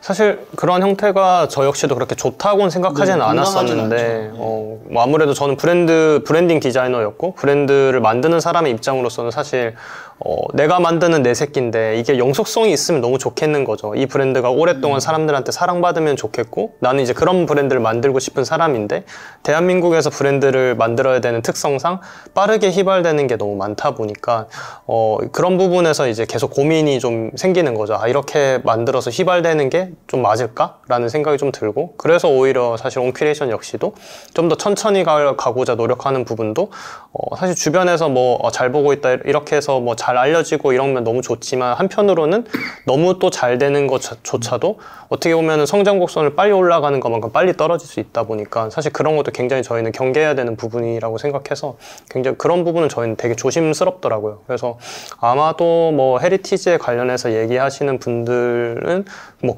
좀 전에 말씀해 주신 그런 우려도 좀 가지고 있지 않았을까라는 생각이 들고, 또 한편으로는 그 뭐 어쨌든 LLB 아까 잠깐 얘기가 나왔지만 걔네도 어쨌든 덕부츠가 거의 시초이자 이제 헤리티지의 근간이 되는 제품인데, 그런 것들을 꾸준히 뭔가 해오면서 그 가치를 좀 높게 사는 것 같아요. 뭔가 하나를 꾸준히 해왔다는 것에 대한 가치를 좀 높게 사다 보니까 한국 시장은 사실 쉽진 않겠지만, 그럼에도 그걸 뭐 꿋꿋이 버티면서 뭔가 하는 그런 브랜드들이 이제 나오길 조금 기대하지 않을까라는 생각이 들기도 하네요. 근데 저는 그 생각도 하는 게, 예를 들면 LL빈의 덕부츠라든지 이런 미국의 오랜된 아웃도어 브랜드들 보면은 그런 100년 이상 되는 생명력을 유지할 수 있었던 것 자체는 처음에 런칭했을 당시에 브랜드가 뭐 빠르게 성장을 하고 싶어도 성장을 할 수 없는 구조였죠. 지금처럼 온라인 쇼핑이 되는 시대도 아니었고, 점포를 뭐 미국 전역에 이렇게 뿌릴 수 있는 뭐 자본이 있었던 것도 아니었고, 그렇기 때문에 어떻게 보면 어쩔 수 없이 천천히 성장을 할 수밖에 없었고, 그러다 보니 이제 브랜드의 소비자들의 어떤 보수적인 성향과도 맞물려서 브랜드의 생명이 이렇게 길어진 건데, 저는 요즘에 예를 들면 그렇게 100년씩 가는 브랜드가 탄생하기는 구조적으로 힘들지 않은 세상이 아닌가 싶기도 해요. 요즘처럼 빨리 트렌드가 빨리 변하고 이런 세상에서 그렇게 앞으로 향후 100년간 브랜드를 런칭해서 만들어 나간다는 거는 혼자서 현대에 살지 않고 100년 전의 마인드를 가지고 뭔가 브랜드를 러닝하는 게 아닌가라는 생각도 들거든요. 남들 다 빨리 가고 있는데 나 혼자 천천히 가겠다는 거잖아요. 이게 어떻게 보면은 우직해 보일 수도 있지만은, 또 다른 한편으로는 시대를 읽지 못하고 약간 좀 미련하다 이렇게 볼 수도, 해석할 수도 있는 거니까. 까딱 잘못하면 도태될 수 있고. 그렇죠. 와, 쉽지 않은 씬이긴 하다. 너무 빠르게 전 세계가 연결되어 있어서 이게 진짜 뭐 지구 반대편에 있는 소식도 그냥 클릭 한 번으로 알 수 있는 시대가 돼버리다 보니까 더 소비를 촉진시키고 있는 걸 수도 있겠네요, 진짜. 사실 브랜딩이라는 것도 저는 생각을 해보면은, 결국에는 브랜딩이 중요하신 분들은 바꿔 말하면은 내가 죽어서도 이 브랜드의 이름이 남아서 뭐 나의 이름이 남아있으면 내가 살아있는 것처럼 느끼느냐인 것 같아요. 그렇게 믿으시는 분들은 이 브랜딩이 더 중요한 거고, 내가 죽었는데 내 이름 석자가 남는 게 무슨 소용이야. 나 살아있을 때 잘 먹고 잘 살아야지, 행복해야지. 이게 중요하신 분들은 사실은 브랜딩이 그렇게 중요하지 않죠. 그냥 내가 살아있을 때 이게 소비되든 어쨌든 많은 이익을 얻어서 행복하게 사는 게 더 중요한 거고, 예. 저 같은 경우에도 죽어서 뭐 내 묘가 얼마나 크고 내 이름이 나고 이거는 하나도 중요하지 않은 가치관을 갖고 있는 사람이거든요. 그러다 보니까 브랜딩을 이렇게 남기는 게 중요한 사람도 있지만 안 중요한 사람들도 있겠구나라는 생각을 평소에 하거든요. 저도 질스처치처럼 살고 싶어요. 이름으로 남고 싶어. 아니, 이름이 남는 게 아니죠. 그 사람이 뭐 지금 하나요? 질스처치가 실제로 브랜드를 아마 안 하는 걸로 알고 있는데. 이름은 남아있잖아요. 예. 그러니까, 아니, 그렇게 라이센스 주고 이제 편하게 살고 있잖아요. 나도 그렇게 살고 싶어. 마리테 프랑스와 저보다 살아계세요. 그 부부가. 맞아. 맞잖아, 그래서. 예, 그 조카가 관리해주고 있고, 라이센스 그거를. 네. 어쨌든 또 다시 이야기로 넘어가서, 예, 약간 아까 퍼플라벨 잠깐 얘기가 나오긴 했는데 이제 뭐라고 해야 될까? 일본 같은 경우가 라이센스 브랜드를 이제 가져와서 자기네들이 또 하는 친구들이 있잖아요. 뭐 단톤 같은 게 있고 뭐 엄청 많아요, 일본에. 그래서 저 생각보다 잘 모르긴 하는데 그래서 뭐 그런 것 관련해서는 좀 한국은 약간 비패션을 가지고 와서 라이센스화해서 이제 전개를 많이 하는데 일본은 좀 다르게 하는 것 같고 그 나라마다 그 나라의 어떤 시장 마켓이나 특성에 따라서 가지고 온 IP도 좀 달라진다라는 생각이 좀 드는데 일본 같은 경우는 좀 뭐 그런 브랜드들 어떻게 좀 해서 그 자리에 잘 안착이 된 건지 뭐 이거 제가 근데 이거는 옛날에 일 처음 시작했을 때 들었던 카더라라서 확실하진 않은데 일본은 일단 그 본사에서 그 1년에 6개월을 외국에서 생활하는 그 바이어들, 스카우터들이 있다고 들었어요. 그래서 단톤도 그거 뭐 대단한 브랜드 아니잖아요. 그 프랑스 그 철도 그 회사 유니폼 만들어주는 회사고 안드레슨도 거기 뭐 유럽에 진짜 그 유럽 여행 여러분 가시면 그 시골 도시 가면 그 간판 조그맣게 있는 브랜드 있어요. 그 소지방 브랜드 그런 거 발굴한 거거든요. 그래서 그걸 발굴하는 팀이 있고 거기가 이제 얘기를 하는 거죠. 니네 브랜드인데 우리 브랜딩 팀에서 니네 로고 만들어주고 니네 역사 좀 더 그 체계하게 우리가 헤리티지 있게 만들어주고 하고 이제 매거진이랑 카르텔이 있으니까 그래 옛날에 안델슨 밀리던 거 보면 일본 잡지에 안델슨 다 나오고 그 브랜드 역사 뭐 어부들이 만든 뭐 피셔 이렇게 했거든요. 그렇게 하는 작업들이 있었어요. 그런 것들이 있었는데 어쨌든 그런 브랜드를 발굴하는 데는 전담 인원이 있었던 건데 우리나라는 사실 그렇게까지 라이센스 브랜드 할 거 발굴을 안 하는 거예요. 아까 말했던 그 라이센스 브랜드 그 리스트가 있어서 거기서 이제 기업가분들이 고르는 형태로 되니까 좀 그런 것도 있는 것 같고. 그렇죠. 뭐 윤대리님 말씀하신 것처럼 일본 패션이 발전한 게 우리나라보다 사실 시기상으로도 훨씬 앞서 있었고 일본도 예전에는 외국 거 많이 카피도 하고 그랬던 패션 암흑기가 있었지만 패션 시장이 커지면서 뭐 미국 브랜드, 뭐 유럽 브랜드 이런 거 가져오면서 그런 거에 대한 이제 사대주의가 거기도 크게 싹터 있는 상태고 지금까지도 그러다 보니까 해외에 있는 그런 약간 사장된 브랜드, 죽은 브랜드들을 가져와서 리뉴얼해서 라이센스를 하는데 굉장히 특화되어 있는 나라죠. 그렇게 보면은 사실은 뭐 거기 어떤 진정성이 있느냐 또 생각을 했을 때 진정성이 없을 수도 있어요. 왜냐면 진짜 구멍가게처럼 있던 브랜드라든지 아니면 이미 죽어있는 브랜드를 이렇게 나이젤 카본 같은 경우도 그렇잖아요. 영국에서 이미 망한 브랜드인데 걔네가 끄집어내서 심폐소생술을 해서 이렇게 키워놓은 거거든요. 약간 그런 걸 워낙 이제 잘하고 그런 거에 또 중요하게 생각하는 소비자들이 많다 보니까 그런 형태의 비즈니스가 아직까지도 많이 되고 있는 것 같아요. 일본은 무조건 뜨려면은 일본 현지 내에서 뜨면 안 되고 외국 나가서 브랜드 런칭하고 다시 역수입해야 된다고 하더라고요. 네. 그런 사대주의가 엄청 강해서. 근데 저는 그 사대주의가 나쁘다고 생각은 하지 않고 그냥 인간의 자연스러운 욕구라고 생각이 들어요.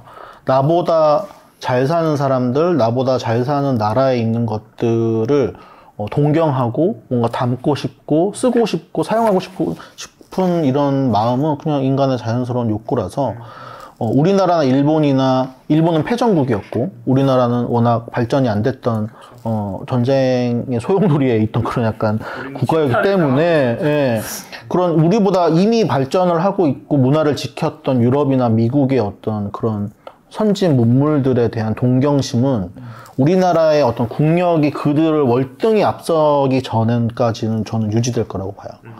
이거는 뭐 국민성이랑 상관없이 그냥 당연한 거라고 봅니다. 혹시 그래도 라이센스 브랜드들이 플레이하는 것 중에서 이런 것들 좀 더 해줬으면 좋겠다 뭐 그런 게 있으셨을까요? 저는 이제 뭐 라이센스 브랜드에서 지금 일을 하고 있는 입장에서 어떻게 보면 저는 이제 업계를 떠날 날이 얼마 안 남은. 아, 그래요? 아니, 아직 현역이신 거 아니에요? 그러니까 어쨌든 되게 꼰대 디자이너인데, 저만 하더라도 이제 라이센스 브랜드를 하는 데 있어서 디자이너다 보니까 디자이너로서의 어떤 자존심도 있고, 뭔가 진정성, 진짜 지겨운 진정성, 그걸 뭔가 가져가기 위해서 노력은 하고 있거든요. 예를 들면은 노르디스크 같은 경우에 이제 덴마크 브랜드다 보니까, 덴마크 본사도 팀에 있는 전원이 최소한 한 번씩은 다 방문을 해 볼 수 있도록 노력을 하고 있고, 왜냐면 덴마크도 가본 적이 없는 사람이 덴마크 브랜드를 한다는 게 너무 웃긴 거예요, 저는. 예전부터 근데 사실 한국은 그랬어요. 저는 예전에 빈폴이나 뭐 이런 약간 티기 브랜드에서 오래 있다 보니까 디자이너들 중에 영국을 한 번도 가본 적이 없는데, 디자이너 원료 자체가 무슨 영국 어디서 무슨 그런 브랜드고, 그 시즌의 디자인 테마도 무슨 영국 어디 무슨 뭐 예를 들면 뭐 테니스 윈블던에서 왔대. 근데 윈블던 경기를 구경한 적도 없어. 그러니까 사실은 이거는 진정성의 지읒자도 없는 거죠. 디자인 프로세스에 의해서. 그래서 약간 그런 걸 안 하려고 해요. 그래서 최소한 디자이너들은 덴마크 가서 덴마크 뭐 음식도 먹어보고 그 사람들 뭐 어떻게 입고 다니는지 구경도 해보고 이런 거 최소한으로 하게 하고, 어떻게 보면 이게 덴마크의 문화를, 덴마크 잘 모르잖아요, 우리가. 북유럽 맨날 말로는 떠들지만 덴마크 가보신 분들도 몇 분 안 계실 거고, 덴마크의 문화를 한국에 전달하는 문화 전달자의 역할을 한다고 생각을 하고 일을 하고 있거든요. 근데 저같이 나이가 든 사람도 이제 이렇게 임하고 있는데, 저보다 아마 나이가 더 어린 젊으신 분들은 이게 더 강할 거예요, 아마. 그래서 앞으로는 한국에서 라이센스 사업을 전개를 할 때 라이센스 가져오는 것 자체를 일본처럼 뭔가 히스토리가 있고 아카이브가 있고 의류 브랜드를 원래 하던 그런 데서 뭔가 가져오지 않을까. 애초에 선택부터. 그리고 디자인 프로세스 자체도 뭔가 좀 더 책임감을 가지고 그 디자이너 브랜드가 원래 가지고 있던 아카이브에 바탕을 해서 뭔가 풀어나가는 이런 일하는 방식도 예전 우리 선배들과는 좀 달라질 거고, 그래서 여태까지는 문화 후진국으로, 패션 후진국으로서의 라이센스 브랜드를 전개했다고 하면은 앞으로는 문화 선진국으로서의 모습을 좀 더 갖춰나가지 않을까 하는 기대감이 있습니다. 그래서 아마 한 10년, 20년 후에는 일본보다 더 잘하는 한국이 되어 있지 않을까. 일단은 그런 매니아들이 원하는 방향의 라이센스 브랜드 전개는 한국에서 없을 거라고 저는 생각을 하고요. 왜냐면 또 그 매니아들 정보量너무 좋아요. 그래서 뭐 아카이브 같은 거 수집도 할 수 있는 능력도 있고, 굳이 한국에서 재생산된 게 아니더라도. 그래서 뭐 그런 방향이 소규모로라도 좀 있을 확률은 없을 것 같고, 어쨌든 지금 규모가 제일 크잖아요, 라이센스 브랜드들이 대부분. 그래서 뭐 좀 더 좋은 의류를 그게 뭔지 모르겠지만 좀 그런 쪽으로 나가면 좋겠다는 생각은 있고, 그리고 이제 좀 더 독창성을 가지면 좋을 것 같긴 하지만, 그게 또 뭐 그런 비즈니스 세계에서 무슨 의미가 있는지는 잘 모르겠긴 하겠습니다. 그래서 어쨌든 그 라이센스 브랜드 대부분 유통망이 되게 넓어요. 그만큼 이제 소비자들한테 직접적으로 이제 침투할 수 있는 그런 능력이 좋으니까 좀 더 문화적으로 좋은 것들을 많이 보여줬으면 좋겠다라는 그냥 희망? 근데 그건 굳이 꼭 라이센스일 필요는 없고, 그냥 대규모 브랜드들이 그러면 좋을 것 같다. 그러면서도 이제 매출로 손해 안 봤으면 좋겠고. 저도 약간 그 생각에 좀 약간 공감이 되는 거는, 아무래도 그들이 매출 규모가 상당히 크잖아요. 그래서 저는 이제 그런 거죠. 로열티를 진짜 많이 지불을 해야 되는 거면은 좀 뭐 또이 되거나 아니면 쉽지 않아서 그렇게 벌어도 남는 게 없다라고 할 말은 없지만, 그래도 어쨌든 반스 같은 브랜드들 보면은 결국에는 어쨌든 그 스케이트 문화를 통해서 그들이 성장했고, 또 그들이 다시 브랜드로서 문화를 또 전파하는 역할을 했잖아요. 그런 것처럼 뭐 라이센스 브랜드긴 하지만 그래도 그냥 규모가 좀 크면은 그들이 가지고 있는 어떤 가치나 철학에 기반한 어떤 뭐 소비자들이랑 워낙 밀접하게 닿아 있으니까, 좀 그런 행사들을, 아니면 뭐 커뮤니티성 행사든 아니면 그 문화적으로 뭔가 좀 더 이제 국민들이 성장할 수 있는 그런 계기들을 좀 만들어주시면 좀 좋겠다라는 생각이 들고. 스노우피커는 하지 않아요? 무슨 스노우피커 캠핑장 따로 있지 않나? 이번에 새로 용인에 생겼다고 하더라고요. 진짜 좋던데? 노르디스크도 뭐 있지 않나? 노르디스크는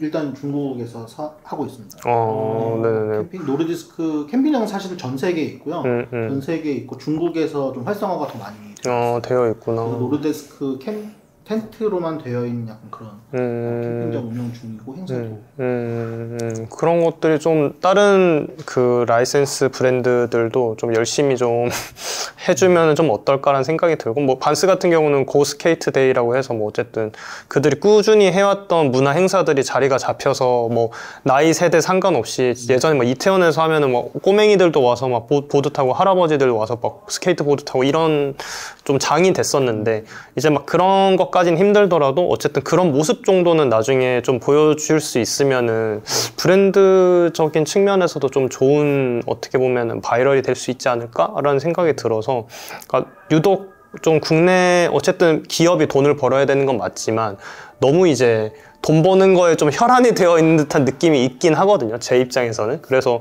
좀 다른, 뭐 물론 제가 못 보고 있는 걸 수도 있지만 뭐 다른 문화적인 행사들도 좀 이렇게 뭐 같이 디스커버리면 어디 이제 탐험을 하는 걸 그 1년에 한 번씩은 꼭 뭔가를 해가지고 뭐 그걸 좀 한다거나, 뭐 내셔널 지오그래픽이면은 그거를 좀 같이 뭔가 구독자, 뭐 소비자분들이랑 같이 뭔가 해서 가서 한다거나, 뭐 노르디스크 같은 경우도 뭐 덴마크를 이제 본사를 뭐 탐방하는 뭐 이런 것들을 뭐 한다거나, 요런 뭐 약간의 그런 것들이 좀 있으면은 저는 좀 더 좋지 않을까? 소비자 입장에서는 저도 그 브랜드를 좋아하는데, 저도 백패킹을 좋아하고 뭐 캠핑도 하지만 그 브랜드의 뭐 아이덴티티를 느끼기 위해서 좀 뭐 가보고 싶기도 하잖아요. 근데 그럴 만한 기회가 쉽지 않다 보니까, 그건 이제 브랜드가 좀 열어줄 수 있으면은 그 브랜드의 팬이 될 수 있다라고 생각하는데, 그런 기회가 사실 조금 너무 옷에 구매하는 거에만 좀 국한되어 있지 않나라는 생각이 들고. 그죠. 근데 그런 의사결정들이 이제 그래서 매출이 올라? 약간 이런 식의 되는 거죠. 쉽지 않네요. 그 재벌집 막내 아들처럼 돈 벌어다 줍니까? 약간 이런 거죠.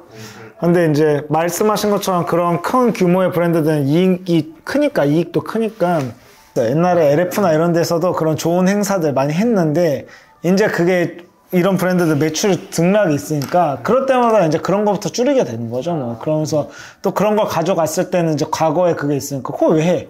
그래서 매출 안 올랐잖아. 이렇게 되고, 그런 걸 해서, 그러니까 매출로 연결되는 선순환이 돼야 되는 거예요. 예를 들어서 옛날에 프레드 페리가 그 인디 밴드들 이제 응원하는 거 했었던 거 저는 기억나는데, 그게 이제 매출로 연결이 돼야 돼요. 그 락의 팬들이 프레드 페리 와 쿨하다 이렇게 사야 되는데, 그건 그거들 이제 체리피커라고 하죠. 그거대로 즐기고 이제 그 브랜드는 그 브랜드대로 그냥 구리다고 생각해버리면 이제 선순위 안 되니까 사실 기업 입장에서 이걸 왜 해? 이러는데, 뭐 이런 아웃도어 브랜드 이런 데는 좀 더 가족 프렌들리한 걸 하면 뭐 저는 그 브랜드가 좋아질 것 같긴 해요. 그러니까 저같이 이제 캠핑 문외한인데 캠핑할 기회를 주고 막 뭐 장비 같은 거 막 대여해줘서 해보면 옷은 모르겠지만 장비는 나중에 여기 거 사야겠다. 약간 이런 생각 들 것 같긴 하거든요. 약간 그건 있어요. 예전에 미국 아웃도어 브랜드들은 아웃도어를 즐기던 사람들이 본인들이 필요해서 만든 브랜드들이거든요. 그러다 보니까 디자인을 하는 사람들이 다 아웃도어 선수들이었어요. 근데 우리나라의 아웃도어를 디자인하는 사람들은 저만 해도 산을 안 가거든요. 운동 자체를 싫어하는데. 근데 사실 이게 여기에서 약간 진정성이 좀 떨어질 수밖에 없는 거죠. 마찬가지로 그런 행사 자체도, 행사가 정말로 진정성이 있으려면은 내부에 있는 사람들이 이 브랜드를 만드는 데 있어서 뭔가 정말로 즐기는 사람들이고, 그래서 진정한 행사가 돼야 되는데 약간 팝업처럼 정말 기획성 행사들이 되다 보니까 이게 어떻게 보면은 약간 기업의 이윤을 되돌려주는 약간 사회환원의 의미도 있고, 아니면 정말 이윤이나 약간 브랜드 인지도를 높이는 이벤트성의 성격이 강하다 보니까 사실 둘 다 효율성이 좀 떨어지는 거죠. 이런 기업의 사회환원에 대한 인식이 아직도 뭐 삼성, LG 이렇게 큰 회사를 제외하고는 작은 의류 회사들은 사실 그렇게 큰 회사들이 아니거든요. 의류 회사들에 있어서 그런 인식이 아직 좀 많이 부족하고, 이런 팝업 같은 이제 실질적인 걸로 접근을 했을 때 정말로 이런 행사를 했을 때 브랜드 인지도가 뭐 개선이 된다든지 올라간다든지 뭔가 매출과 직접적으로 연결되는 부분이 굉장히 아직까지는 그 링크가 희박하다 보니까 그런 행사들이 뭔가 적극적으로 많이 안 이루어지는 것 같아요. 뭔가 사회 환원을 떠나서 일단은 한국의 그런 큰 브랜드들이 브랜딩을 위한 투자도 거의 안 해요. 그게 이제 돈으로 연결이 안 되니까. 뭐 그것도 그게 더 큰 기업가들의 논리인데, 이제 어쨌든 뭐 저는 이제 실무자로서 이제 잘 모르는 사람으로서 좀 아쉬운 게 있죠. 이런 것들 하면 좋을 텐데. 근데 뭐 그런 것도 안 하는데 이제 그리고 아까 말씀하신 것처럼 론님 말씀대로 그 패션 기업은 한국에서 그 되게 순위가 많이 떨어져요. 그래서 제가 옛날에 뭐 패션 대기업 다닌다고 하면 맨날 댓글에 무슨 대기업이냐 매출 규모가 이런데 근데 저는 그것도 맞다고 생각하거든요. 그리고 이제 어떤 브랜드의 손익이 좋아도 그 회사에 있는 다른 브랜드의 손익이 너무 다 안 좋아가지고 그 브랜드 한 손익이 잘 나온 브랜드 나머지 브랜드의 그 마이너스 다 메꿔야지 회사가 존속이 되니까 뭐 그런 이제 매출로 연결되지 않는 브랜딩 활동이라든가 사회 환원 이런 거를 할 여유가 없는 것도 사실이죠. 어떻게 보면 이상적인 어떤 소비자의 어떤 바램이고 예를 들면 파타고니아도 마찬가지인데 파타고니아에서 그렇게 외치는 그런 환경 친화적인 것들도 굉장히 마케팅적인 부분이 많거든요. 실질적인 부분보다는. 그래서 모든 것들이 다 생각하시는 것처럼 진정성 있게 진행된다기보다는 어쨌든 브랜드나 브랜드를 운영하는 회사는 이윤 추구가 목표다. 특히나 라이센스 브랜드 같은 경우에는 좀 슬프긴 하지만 사실 브랜딩에 투자를 할 필요가 없는 게 지금 이 브랜드가 가지고 있는 인지도를 가지고 장사를 하다가 예를 들면 브랜드에 대한 호감도가 떨어졌을 때는 계약을 파기를 이제 하고 새로운 브랜드의 라이센스를 가져와서 새 사업을 펼치면 되기 때문에 사실은 이 브랜드의 이미지가 소구가 되는 거에 대한 큰 뭐 우려가 없어요. 저 그거 들으니까 생각나는 게 어떤 브랜드가 라이센스 그 계약권으로 그 브랜드 명과 로고를 다 못 쓰게 됐거든요. 그런데도 매출에 타격이 하나도 없다는 거예요. 그러니까 저는 어쨌든 그 라이센스 브랜드는 또 이 얘기부터 시작되는 거죠. 라이센스 브랜드 생각보다 그 브랜드의 인지도나 그 갖고 온 브랜드의 브랜딩 때문에 소비하는 행태가 아닌 것 같긴 하거든요. 제가 무슨 브랜드 말하는지 아시죠? 와리리즌? 네. 네, 마크 곤잘레스 네. 얘기하는 거죠. 근데 전혀 상관이 없다는 거죠, 그게. 그러니까 저는 그런 라이센스 브랜드들 지금 한국에서 좀 절대적인 매출이 나오고 있는 이런 데는 사실은 좀 더 그 유통망 플레이인 것 같아요, 사실. 그래서 디스커버리도 제가 이제 그 내부 의견을 듣기로는 내부적으로 그 디스커버리라는 라이센스 때문에 브랜드가 떴다고 생각 안 하고 영업을 굉장히 잘했다. 그러니까 유통망 확장을 정말 효율적인 대로만 잘 꽂았다. 그리고 상품의 가격이 그 유통망에 딱 맞아 떨어졌다. 그래서 거기 되게 영업이 많이 대접받는 걸로 알고 있거든요. 저는 뭐 요즘 젊은 소비자들이 소비하는 뭐 마리떼나 리 같은 경우에는 브랜드 이미지가 큰 역할을 하지 않았다고 생각을 해요. 왜냐면 젊은 친구들이 그 브랜드 자체를 몰랐으니까. 근데 디스커버리나 내셔널은 영향이 없진 않았죠. 그 채널을 어쨌든 이게 그 채널을 뭐 구리다고 생각하든 좋다고 생각하든 우리가 예를 들면 뱅뱅 같은 브랜드 있잖아요. 우리 세대에 뱅뱅을 모르는 사람 없잖아요. 그렇다고 뭐 뱅뱅을 사시진 않잖아요. 하지만 그 우리가 모두가 알고 있다는 그 인지도만으로도 뱅뱅 매출이 현재도 엄청나요. 네. 그래서 약간 이 인지도라는 건 사실 무시할 수가 없는 굉장히 큰 포인트인 거죠. 그 소비구를 하는 데 있어서. 그렇긴 하겠네요. 비슷한 옷이 있을 때 내가 한 번이라도 들어본 옷이랑 전혀 들어보지 않았던 브랜드를 어떤 거를 살 거냐고 했을 때 이쪽에 살 가능성이 훨씬 높거든요. 마크 곤잘레스는 왜냐면 들어도 뭔지 모르는 사람들이 많았으니까. 라이센스인지 몰라요? 네, 마크 곤잘레스가 스케이트보드 선수인지 모르는 사람이 99%일 거예요, 아마. 근데 디스커버리는 좀 더 인지도가 높으니까.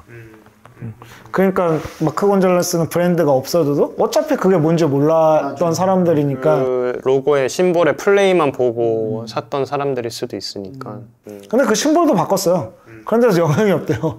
좀 바꿨는데 거의 이제 사실은 유사성이 너무 그건 약간 좀 상도를 좀 약간 어긋나는 케이스라고 저는 생각이 들어요. 좀 너무 색깔도 사실 노란색 해도 너무했다. 근데 뭐 법적인 문제가 없으니까 그냥 그렇게 가는 거 아니에요? 맞아요. 법적인 문제도 없고 소비자들도 사실은 그 차이점을 잘 모르기 때문에 소비를 하고는 있지만 그냥 현업에 있는 사람으로서 이건 좀 해도 너무했다. 사기는 아니지만 거의 사기의 느낌이다. 아까 말한 것처럼 디스커버리도 유통만 그렇게 늘려주고 인지도 있는데 매장 들어갔어. 내가 들어본 건데 뭔지 모르겠지만 그냥 들어갔어. 막 공유도 모델로. 근데 막 갑자기 맨투맨이 20만 원이야. 그러면 안 사고 다 나오겠죠. 근데 괜찮다 이거 이랬는데 가격이 막 6만 9천 원 이러니까 그냥 들어온 김에 사자. 이게 되니까 매출이 폭발적으로 커지는 거죠. 제가 옛날에 이제 라이센스 브랜드 한참 이제 그 라이브 방송 같은 거 할 때 질문 많이 들어갈 때 그 구조라고 딱 했거든요. 어디서 들어본 이름이야? 근데 내가 자주 가는 곳에 매장이 있어? 그래서 시간도 남는데 한번 들어가 보자 해서 들어갔는데 내가 마침 백팩이 필요해. 근데 봤더니 그냥 고민 없이 살 수 있는 가격이야. 그러면 이제 사고 나오는 거죠. 그러니까 이제 매출이 커지는 거죠. 근데 들어갔어. 근데 가격이 비주빙 백팩 가격이야. 막 128만 원이야. 그걸 뭐 설명해줘. 막 이게 뭐냐면요. 하면 누가 사고 나오냐 말이는 거야. 그런 것들이 다 마저 떨어져야 되는 거죠. 가격, 상품성 뭐부터 시작해서 다 그런 게 되게 중요하게 맞아 떨어진 케이스구나. 그죠. 근데 뭐 디스커버리는 거의 전 국민이 아니까. 근데 또 매장에 다 숨어 있어. 힙스터들만 갈 만한 막 군자, 막 망원동 이런 데 숨어 있으면 또 누가 가겠냐 이거죠. 그런 게 다 맞아 떨어졌을 때 트렌드나 시기도 전 잘 맞았던 것 같아요. 이 아웃도어 시장에 다 뭔가 전문성을 가지려고 하는 브랜드들 사이에 라이프 스타일이랑 그 접점 사이에서 걔네들이 삐집고 들어왔고 그 씬이 한창 퍼질 때 들어왔다 보니까 잘 맞았다라는 생각이 들고 뭐 인지도를 쌓는 게 사실 브랜드의 평생의 숙제 중에 하나잖아요. 그 평생의 숙제 중에 하나를 어떻게 보면 IP를 사서 조금 남들보다 약간 뭐 그런 거죠. 베네핏을 좀 가지고 시작할 수 있는 부분이 있다 보니까 기업 입장에서는 사실 안 활용할 필요는 없는 거긴 하지만 네, 또 그렇다는 생각이 드네요. 근데 요즘 젊은 세대 분들은 또 뭐 약간 브랜드의 서사를 또 중요시 생각한다고 하더라고요. 그래서 아까 이제 론님이 말씀해 주신 것처럼 앞으로는 좀 그런 것들을 브랜드들 역시도 좀 더 고민하고 생각해야 되는 시기가 오지 않을까라는 생각이 들기도 합니다. 그렇죠. 이제 소비자들이 그런 것들을 만약에 더 중요하게 여기게 되고 점점 더 스마트한 소비자들이 되어 가면은 브랜드들은 시키지 않아도 그거에 맞춰 갈 거예요. 소비자한테 세일즈를 해야 되는 부분이다 보니까 맞춰가지 않을까라는 생각이 들고 어쨌든 소비자가 변화해야 결국 브랜드도 변화할 수 있다라는 생각이 또 들기도 하네요. 그러니까 이게 소비자들이 뭐 알고 모르고의 문제지 저는 자꾸 진정성을 라이센스 브랜드한테 갖다 대는 것 자체가 너무 안 맞다고 생각이 들어요. 그런 걸 볼 때마다 약간 뭐 아까 제가 김밥천국과 미슐랭을 얘기를 했지만 김밥천국에 가서 자꾸 니네 미슐랭처럼 장사해야 돼, 진정성 있어야 돼라고 요구하는 형태거든요. 아예 그 다른 카테고리인데. 그래서 진정성을 중요시 생각하시는 분들은 그 결이 맞는 브랜드만 소비를 하시면 돼요. 근데 이제 그거를 저도 궁금해요. 도대체 뭐가 문제고 뭐가 불만일까. 그래서 이제 디스커버리라는 채널에 내가 진짜 엄청난 슈퍼 매니아야. 그러면 이해를 해. 약간 그거 같아요. 그러니까 뭐 오마카세 즐기는 사람들이 마트에서 스시 초밥 사서 먹는 사람들 약간 무시하는 약간의 선민의식. 그냥 본인이 조금 더 뭔가 브랜딩에 대해 알고 있고 그런 히스토리 있는 그런 것들을 알고 있는 거에 대한 어떤 선민의식에서 비롯된 라이센스 브랜드를 만드는 회사와 소비하는 소비자층까지 다 싸그려서 약간 무시하는 그런 경향이 있는 것 같아요. 저는 아까 말했다시피 내가 진짜 디스커버리 엄청난 팬이야. 그럼 그거 이해하겠어요. 마음이 아플 수 있을 것 같아. 내가 사랑하는 그 채널이 이렇게 소비되는 게 싫어. 그럴 수 있죠. 그럴 수 있죠. 그럴 수 있는데 그런 사람이 과연 몇이나 될까 싶기도 하고. 뭐 내가 진짜 마리떼 프랑스아 저버에 진짜 미친 매니아야. 그래서 나 아카이브 다 갖고 있고 지금도 마리떼 프랑스아 저버를 읽어. 그러면 뭐 그런 마음 생길 수 있는데 과연 그런 사람이 있나 싶기도 하고. 근데 진짜 오늘 론님이 말씀을 되게 잘해주셔서 저도 이제 느끼는 바가 좀 많은 것 같은데 옛날에는 저도 좀 나이가 어렸을 때는 되게 편협한 생각을 가지고 그냥 이렇게 포지셔닝이 다르고 어떻게 보면 타겟이 다른데 그냥 계속 같은 범주에 두려고 했던 게 있었던 것 같긴 해요. 그런 부분에서는 좀 되게 생각을 하게 되네요. 근데 그거 플러스 또 뭔가 그런 마음으로 비판하는 분들도 있을 것 같아요. 뭔가 이제 너무 이름값에 사람들이 휘둘린다. 뭐 한편으로는 그런 게 좀 아쉽긴 하죠. 그런 건 경계해야 될 부분이기는 해요. 네. 그러니까 이제 뭐 옛날 뉴스도 생각해보면 저 옛날에 어릴 때 뉴스 보면 뭐 외제라고 해서 무조건 소비하는 행태에 대해서 되게 뉴스에서 그거를 질타하는 게 있었거든요. 뭐 막 진짜 옛날 뉴스. 근데 그런 마인드도 있는 게 아닐까. 이게 잘 알아보지도 못하고 이름값에만 혹해서 하다에 쯧쯧쯧 약간 이런 느낌도 있을 것 같은데 뭐 그거는 사실 뭐 일리가 있는 비판인 것 같기도 해요. 그건 일리가 있죠. 사실 어떻게 보면은 그쵸. 그 정보를 가지고 얘기하는 거면. 그 라이센스 브랜드 중에 말씀하신 것처럼 브랜드의 이름에만 기대서 실제 상품을 보면은 그 브랜드의 이름값을 못 미치는 상품을 가지고서 전개를 하시는 데도 있어요, 분명. 이제 그런 거를 변별력 있게 이제 판단할 줄 알아야 되는 이제 능력을 저희들이 이제 키워드려야 되는 거고, 유튜버들이. 예. 근데 현재 대한민국에서 라이센스를 진행하고 있는 뭐 캐주얼이나 아웃도어나 뭐 신사복이나 대부분의 그 상향 평준화가 굉장히 이루어져 있다. 그래서 사실은 이제 그렇게 브랜드 네이밍에 속아서 살 일은 이제는 많이 없다. 예. 정보가 또 워낙 많이 공개되어 있는 시대이기도 하고 조금만 찾아봐도 많이 나오니까 옛날보다는 확실히 소비자분들의 뭐 이제 수준이 이런 것들이 많이 올라갔다는 생각이 들고 또 아까 말씀해 주신 것처럼 이제 까다로운 테이스트를 가지고 계시다 보니까 그것 따라서 이제 브랜드도 계속 점차 디벨롭 되고 있는 뭐 상황이지 않을까. 그거 갑자기 지금 좀 좋은 사례가 생각나는데 서촌에 있는 OFR이 파리에 있는 OFR을 갖고 온 거잖아요. 맞아요. 거기서 일하시던 분이 사장님이 그래서 그거를 진짜 그 서촌에 파리의 무드를 그대로 갖고 온 거잖아요. 그러니까 실제로 이제 사람들이 막 오고 그 OFR이라는 샵 때문에 사실 서촌이 이렇게 지금 된 거고 거기가 시작이었고 그러면서 이제 부트카페도 같이 또 시작됐고 그런 거는 진짜 좋아. 왜냐면 부트카페 이런 거 말에 있는 진짜 조그만 카페고 OFR도 그 부트카페 옆에 있는 진짜 조그만 서점이거든요. 그런 거를 갖고 와서 그렇게 키우고 그런 뭔가 무드와 한국만의 좋은 거를 만든 건 정말 좋은 것 같아요. 3,000%로 빠진 얘기 같긴 한데 저도 처음 방문했을 때 회사의 높은 분들이랑 마케팅에 계신 분들을 모셔서 구경시켜 드리고 싶다. 이게 약간 요즘의 샵의 형태다라고 그런 생각을 했었어요. 약간 비슷한 생각 하시는 것 같아요. 그래서 제가 이것도 살짝 딴 얘기인데, 에코백을 거기서 봤을 때 가격이 진짜 괜찮다고 생각해요. 그 공간에 걸려있을 때. 근데 그게 한번 압구정에 있는 무슨 카페, 지금 크림 들어가 있는 공간에서 그 팝업을 짧게 열었어요. 샵인샵으로. 근데 타르트라는 카페였다, 맞아. 근데 거기 걸려있으니까 진짜, 진짜 별로처럼 보이는 거야. 그러니까 그 OFR 공간이 갖고 있는 힘이 진짜 대단한 것 같아요. 그 공간을 만드셨다는 거. 그렇죠. 어디에 걸려있냐에 따라서 값어치가 달라지는 거예요. 공간의 힘이 너무 중요하죠. 근데 어쨌든 이거를 다시 라이센스를 연결해보면 그걸 갖고 왔어. 근데 지금 뭔가 기업의 형태처럼 했으면 이런 리스펙을 받지 못했겠죠. 뭔가 이제 OFR 이렇게 티셔츠 찍어가지고 뭐 르세라핌 입히고 막 이런 데서 이제 29cm 뭐 무신사 이런 데 지그재그해서 뭐 59,000원 출시해서 40% 꺾어서 팔고 이러면 이제 그 감성이 안전해졌겠죠. 입는 사람들도 OFR이 뭔지도 모르고 그냥 뭐 내가 좋아하는 가수가 입었으니까 입는다. 약간 이런 느낌으로. 어떻게 보면 이제 말씀하신 것처럼 진정성이라는 거, 패션 커뮤니티에서 얘기하는 진정성이라는 게 소규모여야 가능한 거 아닌가. 저도 그렇게 생각해요. 브랜드도 이게 회사에서 운영한 브랜드면 사실상 불가능한 거고 개인 브랜드거나 개인 회사여야 가능한 부분이다. 본인의 어떤 의지가 굉장히 강해야 유지될 수 있는 부분이니까. 휘둘리거나 뭐 외부의 압박이 들어오거나 결국 뭐 어떤 매출에 의해서 그 사업부가 청산이 돼야 되는 거면은 사실 너무 쉽지 않은 구조긴 하죠. 아니면 뭐 아예 해외로 나가야죠. 진정성을 유지한 채로. 근데 그럼 비효율도 심해지겠죠? 그러니까 또 브랜드가 없어지겠죠?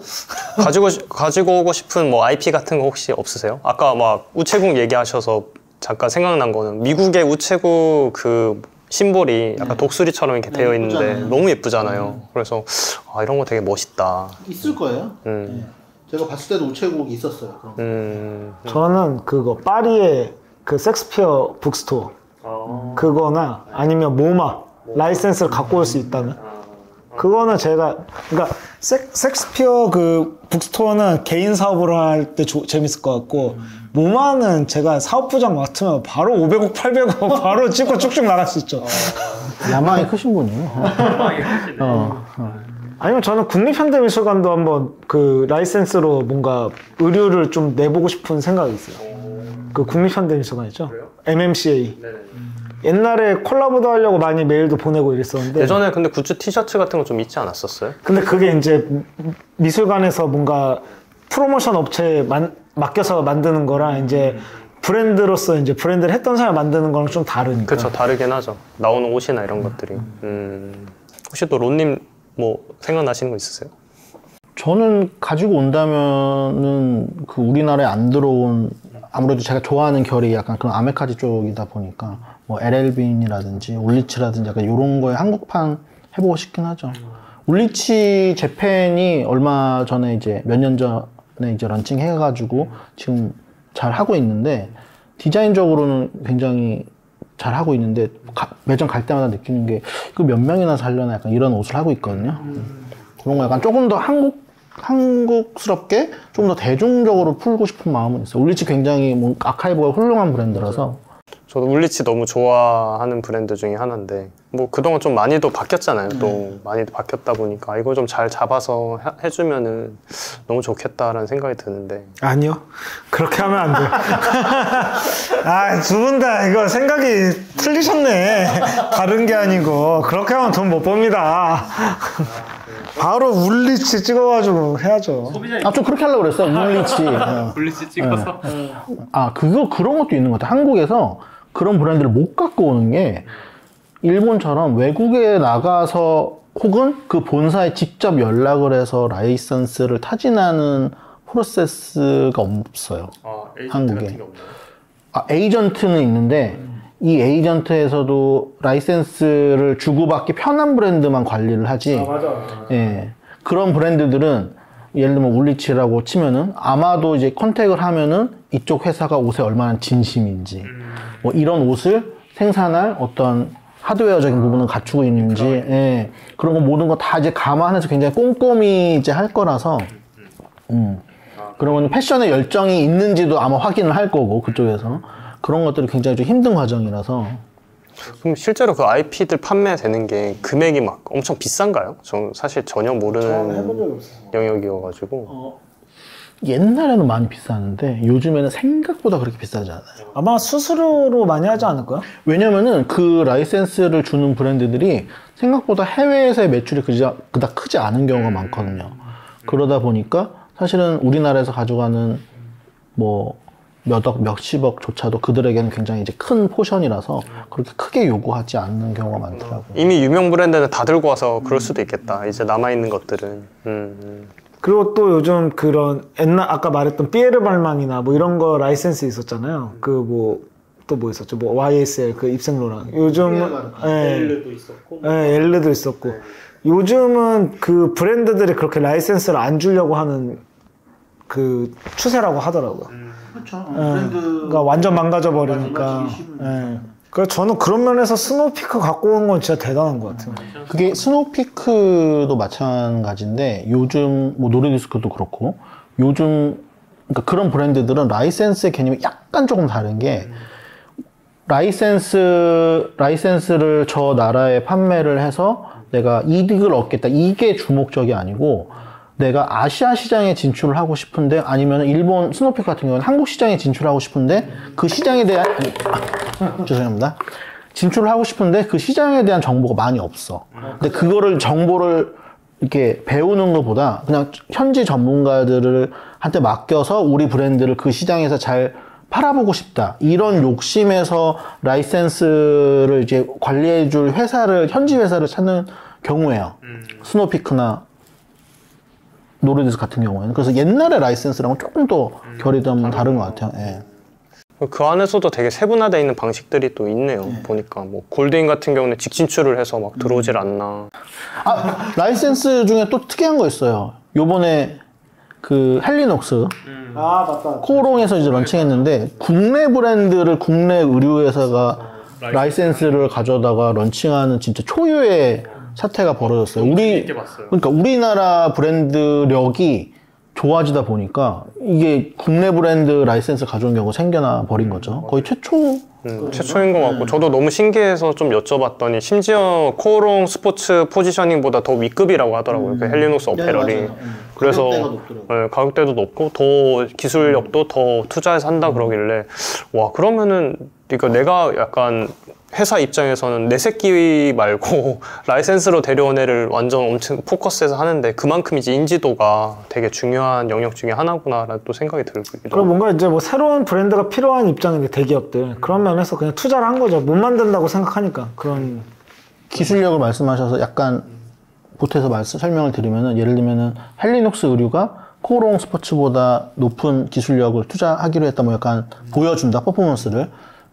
그거는 순전히 이제 가격대에 따른 기술력인 거예요. 코오롱 스포츠에서 이 기술력을 가진 의류를 못 만들어서가 아니고 코오롱 스포츠가 가져가야 되는 그 가격대가 있기 때문에 그 기술력을 적용하지 않을 뿐. 현대에 있어서 뭐 이 브랜드만 적용할 수 있고 저 브랜드는 사용하지 못하는 기술은 거의 없다고 보시면 무방합니다. 예. 결국 가격대 포지셔닝에 의해서. 그렇죠. 사용을 그냥 하냐 안 하냐의 문제인 거지. 예. 그 브랜드만 가지고 있는 신기술은 거의 없다고 보시면 돼요. 근데 저는 그런 면에서 코오롱이 지금 뭔가 신규 브랜드를 계속 발굴하려고 하는 움직임 중 하나인 것 같고, 그게 다른 대기업도 많이 필요한 것 같긴 하거든요. 지금 사실 제 주변에 대기업 브랜드를 소비하는 사람이 입사할 때도 없었지만 그래도 있긴 있었거든요. 뭐 보수적인 회사를 다니는 친구들이라든가 그들의 아버지라든가 있었는데 요즘 진짜 아예 없어요. 그래서 좀 저는 그런 거 위기감을 느끼기도 했었거든요. 왜냐면 주변에 진짜 무슨 브랜드 말은 안 했죠. 입는 사람이 없으니까. 그래서 이제 근데 브랜드를 뭐 노력은 했었지만 언제나 내부적으로 그 신규 브랜드들이 다 이제 실패를 했었고, 그러니까 이제 라이센스를 갖고 와서 신규 브랜드를 하려고 하는데 그때 아마 그 타이밍에 대기업에서 하는 해외 라이센싱도 다 약간 브랜드들이 좀 실패했을 거예요. 그러면서 좀 바꿔서 헬리녹스를 한 것 같은데, 의사소통도 편하고 한국에 있으니까 브랜드력도 물론 너무 좋고 슈프림이랑 콜라보할 정도로 좋았던 브랜드니까. 어떻게 보면은 코오롱 스포츠는 국내에서 좀 국내나 뭐 중국에 한정될 수 있지만 헬리녹스는 이미 글로벌로 알려져 있다 보니까 그렇죠. 그거를 노렸을 수도 있겠다. 그렇죠. 그것도 있죠. 그래서 글로벌하고, 아니면 코오롱 스포츠가 중국에서 굉장히 잘 되고 있으니까 자신감 얻었을 수도 있고. 저는 이제 코오롱에 다니지 않는데도 어디 가면 코오롱 칭찬을 많이 하거든요. 코오롱이 그런 부분에서 좀 제일 잘하고 있지 않나라는 생각이 들어요. 라이센스 관리도 잘하고 있고, 라이센스를 가져오는 브랜드들도 그냥 약간 허투한 브랜드 안 가져오고 좀 트렌디하고 어느 정도 소비도 될 만한 브랜드 뭐 가져온다든지, 뭐 그 어디지 파프 같은 데서도 이제 코오롱에서 이제 투자를 하고, 뭐 그런 거 보면은 참 뭐 요즘 트렌드도 잘 읽지만 참 시장 상황에 발맞춰서 하려고 한다. 그리고 아까 말씀하신 것처럼 소비자들과 이렇게 밀접하게 커뮤니케이션 하려는 부분도 코오롱 스포츠가 굉장히 잘 하는 부분이 아웃도어 브랜드 중에서 뭔가 행사도 굉장히 많이 하고, 예, 뭐 이벤트 같은 것도 팝업 스토어도 많이 하고. 어쨌든 뭐 이렇게 좀 오늘 저희가 라이센스 브랜드에 관련해서 뭐 앞으로 이제 라이센스 브랜드의 모습이 어떻게 가야 될지에 대해서 좀 이야기 나눠봤는데, 어떻게 보면은 되게 고무적인 시선도 있고 또 라이센스 브랜드가 앞으로 좀 더 매진해야 되는 부분들도 있는 것 같아요. 그래서 그런 부분에서 또 구독자분들도 다양한 생각들이 있으시면은 좀 나눠주시면 좋을 것 같고, 또 그 부분 반영해서 나중에 또 뭐 좀 더 넥스트 뭐 다음에 또 한 번 더 이렇게 진행하는 시간이 있으면 또 좋겠다는 생각이 듭니다. 저희는 여기서 이제 마무리하도록 하겠습니다. 감사합니다. 감사합니다. 항상 마무리를 어떻게 해야 될지 모르겠어요. 저 너무 잘하셨는데. 끝까지 보는 사람 없을 거예요.